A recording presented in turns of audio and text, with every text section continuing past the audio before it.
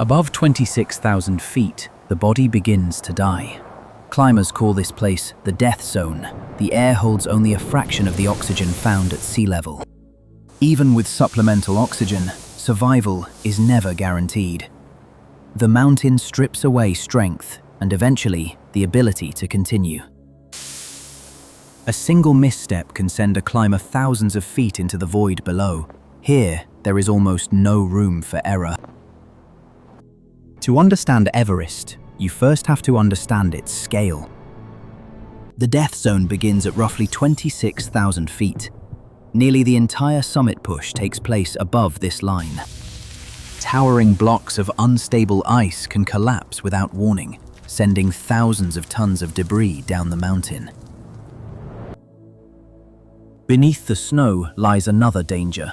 Hidden crevices can plunge hundreds of feet into the glacier below. In the death zone, progress is measured in inches, not feet. Every tiny step requires determination, focus, and extraordinary effort. Yet, despite the danger, people continue to come here, drawn by a single goal: to stand on the highest point on Earth. Long before anyone attempted to climb Everest, local people knew the mountain well. To them, it was far more than a peak on a map. It was a place woven into their history, culture, and daily lives. The Sherpa people have lived among these mountains for generations, adapting to one of the harshest environments on Earth. Their knowledge of the Himalayas would eventually become essential to every major Everest expedition. Colorful prayer flags carry blessings across the wind, linking villages, mountain passes, and sacred places throughout the Himalayas. For centuries, monasteries provided places of worship, reflection, and community throughout the region. Many also served as important centers of learning, preserving traditions passed down through generations. In Tibet, the mountain became known as Chomolungma, often translated as Goddess Mother of the World.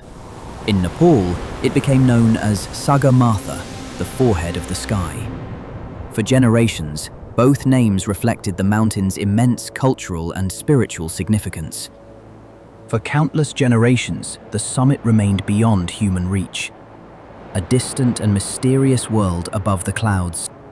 But in the 19th century, explorers began asking a new question: how high was this mountain, and could anyone ever reach the top? The search for those answers would change history forever. In 1852, Indian mathematician Radhanath Sikdar analyzed years of survey data and reached a remarkable conclusion. Peak 15 appeared to be the highest mountain on Earth. If correct, it would surpass every known mountain ever measured. Additional measurements confirmed a result. No known mountain rose higher above sea level than Peak 15. But there was a problem.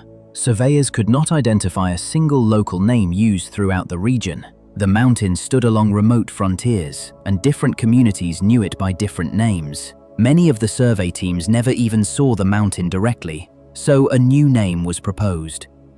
In 1865, the mountain was officially named after Sir George Everest, a former Surveyor General of India, despite his own objections to the decision. Everest believed local names should be used whenever possible.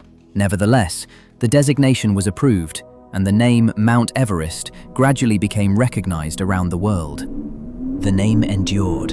Soon, the world's highest mountain would be known simply as Mount Everest.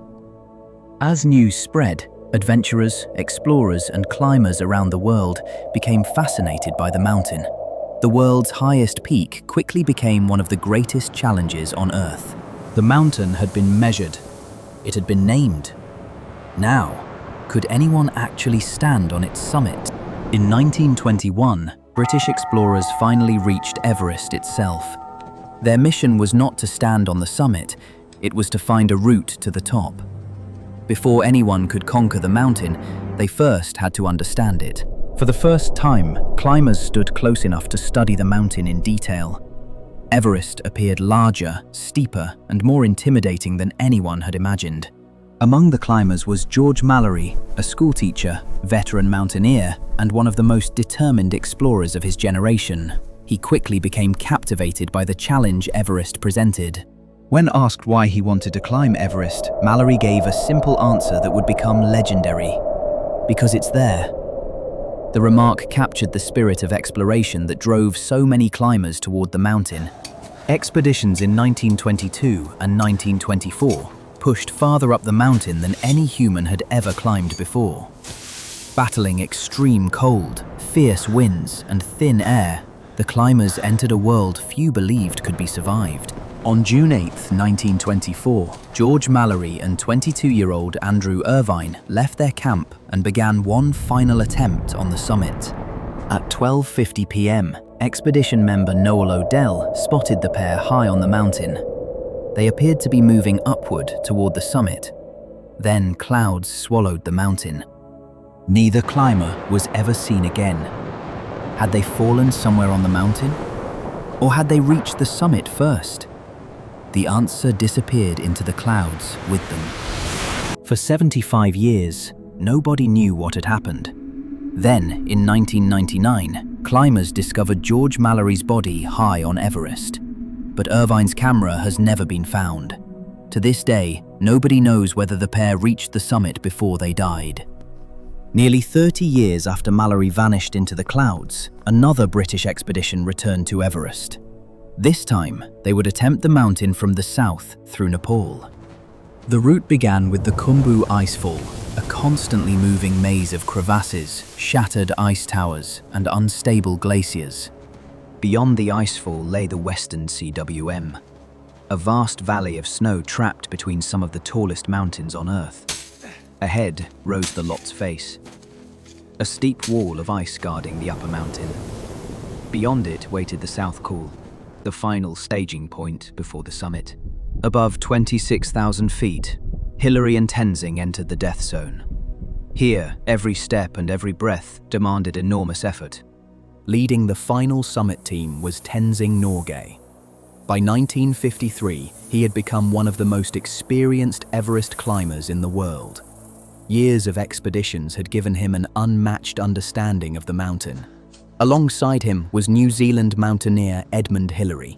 Together, they would attempt the final climb to the summit. The success or failure of the expedition now rested on their shoulders. Near the summit, a steep rock barrier blocked their path. Hillary found a route upward through the obstacle now known as the Hillary Step. At 11:30 in the morning on May 29, 1953, Edmund Hillary and Tenzing Norgay stood on the summit of Mount Everest. Humanity had finally reached the top of the world. After decades of effort, sacrifice, and loss, the mountain had been conquered. The mystery of Mallory and Irvine remained unanswered. But one thing was now certain: Everest could be climbed. Today, hundreds of climbers travel to Everest each year. Better equipment and forecasting have made the mountain more accessible than ever before. But Everest has not become safer. During summit season, climbers sometimes wait in long lines high above the clouds. Even a short delay at that altitude can become dangerously risky. Above 26,000 feet lies the death zone. Air pressure is so low that the human body slowly begins to die. More than 300 climbers have lost their lives on Everest. Some were experienced mountaineers. Others were chasing a lifelong dream. Many knew the risks, yet still chose to face the mountain's immense challenges. Everest does not care about records, experience, or ambition. The mountain remains as powerful and unforgiving as it was a century ago. And yet people continue to come, drawn by challenge, adventure, curiosity, and the desire to stand where few humans ever have. For some, the summit represents a lifelong dream. For others, it is the ultimate test of determination and perseverance. Everest reminds us that the greatest achievements are rarely easy. They require courage, preparation, and the willingness to keep moving forward despite uncertainty. Perhaps that is why the mountain continues to inspire the world. Not because it can be conquered, but because it reminds us how far human determination can carry us.